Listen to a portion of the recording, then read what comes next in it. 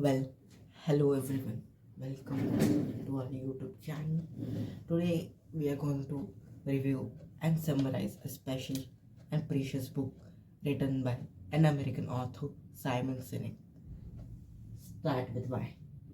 He has written an awesome book that would help billions and millions of people to create their own startups business and create it, not just create it, but create a relationship between customers and make themselves a leader who leads. So, without wasting my time, let's get started.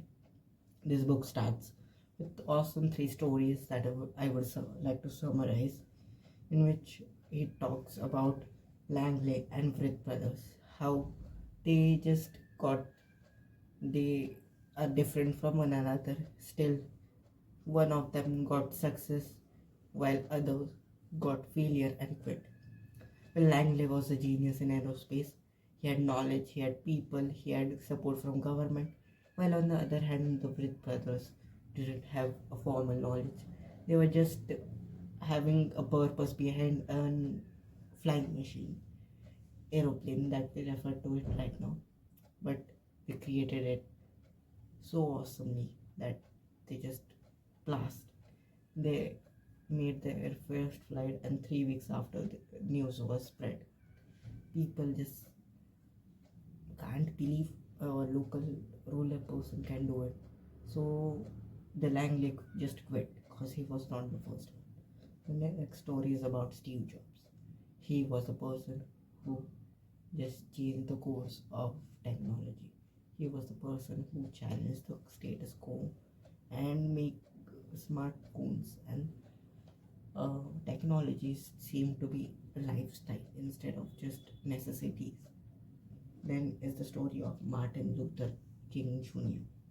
He wasn't the first person who discovered civil rights to be implemented in America. While there were few people who were having great plans to implement it, but still people just didn't it because they weren't able to make it a successful job.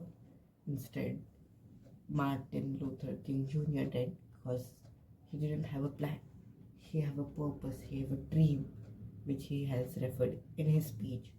What made a quarter of million people join him in his speech? They didn't came for him. They came for themselves because his belief and their belief just matched. Well, let's start with the book, and here's again a comparison between manipulation and inspiration. Well, what is manipulation?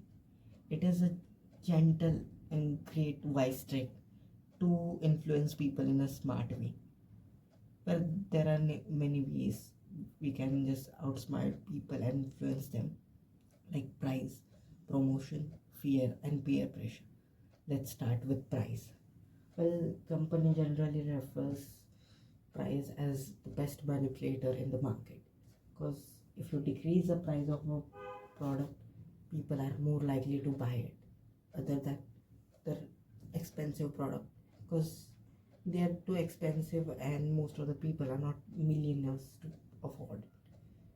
Then is the promotion, in which stands the peer pressure. Most of the celebrities just promote brands, which often gets popularized and starts making a trend in the market, so the people purchases not because of the product itself but because of the promotion. Next is a fear. Fear is the most best manipulator. If you fear person, the person would be forced to do as you do.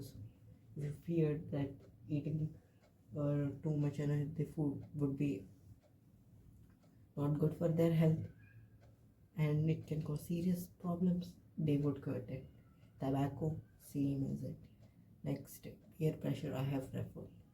Peer pressure happens when a group of people are influenced by the same thing, and when they are mixed in a group, they influence others too, using a technology called or using a technique called peer pressure, in which if you have some quality of food, You just give it to other person. He just uses it, review the person gives review about it, and it creates a scene of peer pressure. Well, peer pressure and fear is the best manipulator you can use generally. Well, then what is inspiration? Inspiration means to inspire the feelings of the people to do a choice between them, to check what filters their purpose and what fits with them better, instead of just getting in the modern era and just looking for any manipulating trick. We just inspire people's feelings, their emotions, to choose between what better suits them and their purpose. Then that's the golden circle. New course of this book starts with the introduction to golden circle as referred by Simon Sinek. The golden circle is a circle having three circles in it. It starts with why, how, and what. Well, this whole new technique or this new course is just too complex to explain in a few words.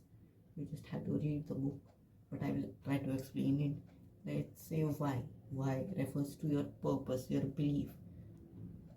How refers to how you implement that belief, your purpose in real life, and what are the things that you do and to implement that whys into your real life. Well, let's say uh, let's say you want to purchase something for yourself.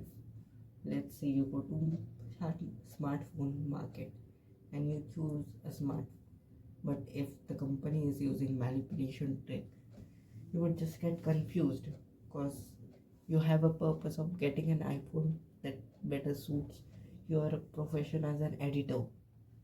But when there is a manipulating trick, when there are more than enough phones, for there are more varieties that just seem same and are same, you just get confused and you end up buying something that is halfly proportional to your belief. Well, let me see. Now, neurological part of the whole book starts.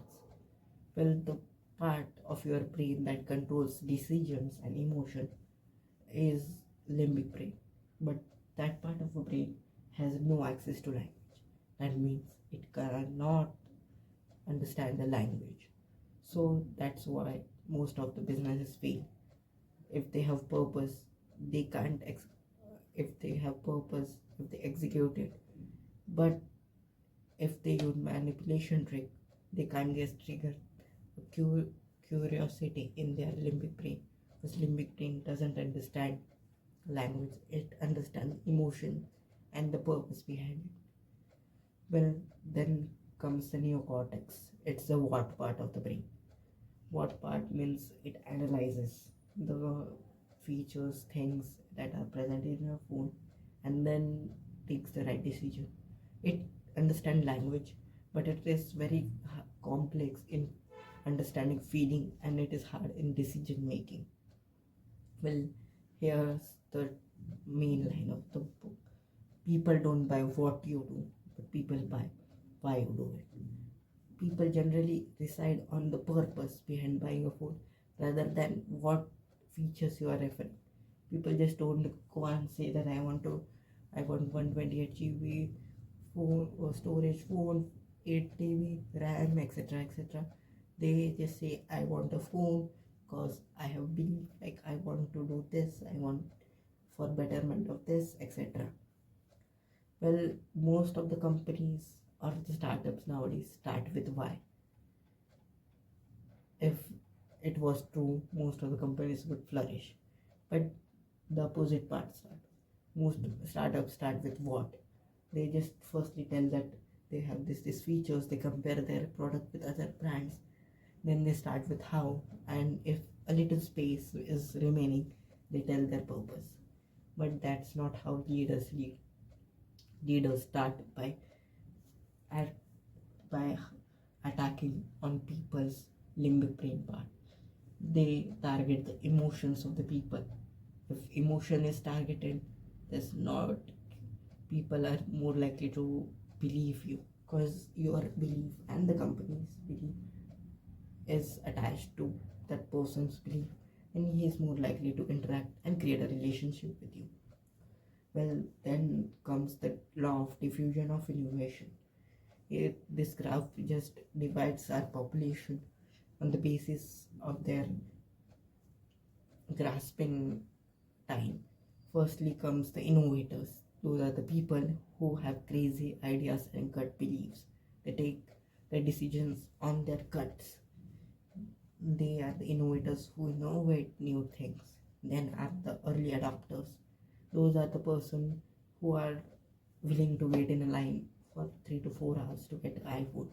They are early adopters. They are eager to get the new technology, new book, and new things started without just caring about the future of it, but because their gut feelings are like the innovator.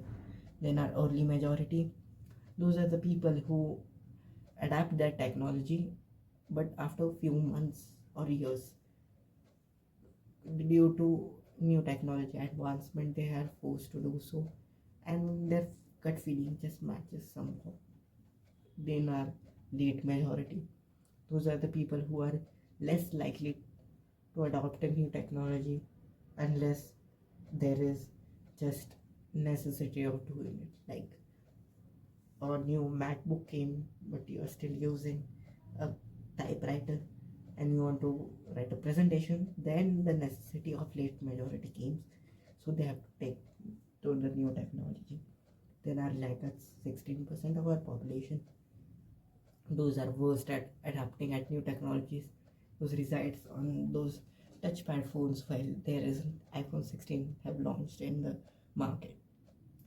Well, that's nature of the people divided into the population, where you have to identify where you stand and then follow your purpose to get better at what you are doing.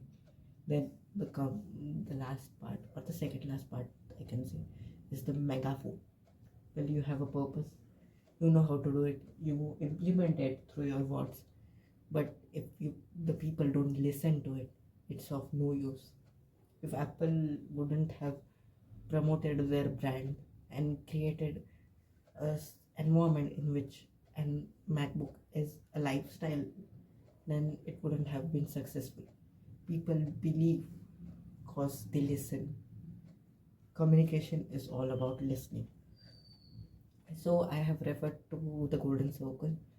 This megaphone is the 3D version of the golden circle, like a megaphone, in which you start promoting your brand through your purpose, then how you do it, and what are the things you're doing to implement that why.